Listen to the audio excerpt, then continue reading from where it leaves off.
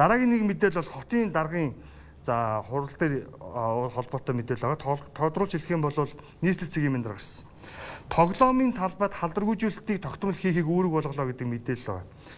За өнгөрсөн өдөр бол нийслэлийн удирдах ажилтнуудын шуурхай зөвлөгөөн болсон. Энэ үеэр цар тахлын нөхцөл байдал Улаанбаатар хотын холбогдох эрхлэх байгууллагууд за ямар арга хэмжээ авч байгаа талаар мэдээллүүдийг хоорондоо солилцож за ингээд тодорхой зөрчлүүдийг арилгах, гарсан зөрчлүүдийг дахин давтагдуулахгүй байх. За ингээд үйл ажиллагаа явуулж байгаа үйлчлэгээний байгууллагуудад ямар хэлбэрээр за ямар албан хаагчид за ингээд ажил үйлчлэгээнд нь шалгалт хяналт тавин ажиллаж байгаа төр журмыг ерөөхдөө бол хэрхэн биечлэн мөрдөж байгаа гихчлэн асуудлуудаар санал солилцсон. За ингээд иргэдээс ирсэн мэдээллийг хэрхэн шуурхай шийдвэрлэж яваатаа хотын дарга танилцсан. Ингээд Улаанбаатар хотод ерөөхдөө бол за COVID-19 халдварын тархалтын улбар шар төвшөнд шилжсэн хугацаанд нийслэлийн хэмжээнд за авсан шалгалтын дүн мэдээллийг олон нийтэд танилцуулсан. Энэ шалгалтаар өдөр шөнийн за 1148 чиглэлд 2335 албаагч ажиллаж байгаа.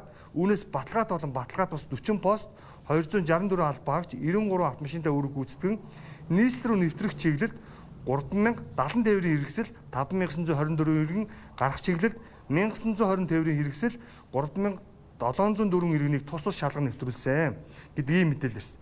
За энэ үеэр нэг онцлогдож байгаа мэдээлэл яхаарахгүй иргэд одоо энэ хөл цар тахлын нөхцөл байдалтай за танхимын хичээл хичээлэхгүй байгаатай болоод хүүхдүүдийн агаарлах орчныг за ингээд цэвэрхэн байлгах, за тогтмол ариутгах, за ингээд хог шороогүй байх асуудал дээр бол холбогдох албаны хүмүүс бол хяналт тавьж за цэвэрлэгийг нь тогтмол хийж яахыг үүрэг болгосон.